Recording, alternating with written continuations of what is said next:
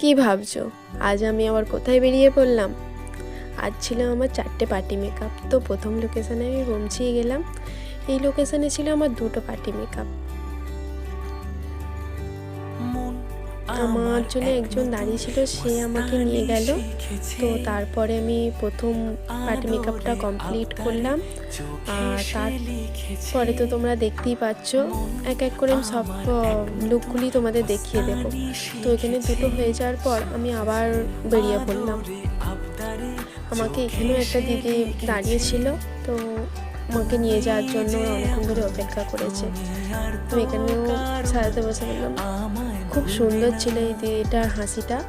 তো thank you তোমরা আমাকে বুকিং করার জন্যে, আর এত সুন্দর রিভিউ দেওয়ার জন্য থ্যাংক ইউ। আর 2টো লোকেশানে 2টো ফ্যামিলি খুবই ভালো ছিল, ওদের সাথে খুব সুন্দর ব্যবহারও আমরা পেয়েছি। আর আলাদা আলাদা করে সব লোকগুলোর ভিডিও আমি পোস্ট করব। আর আজকের মতন এখানেই শেষ। টাটা, রাধে রাধে।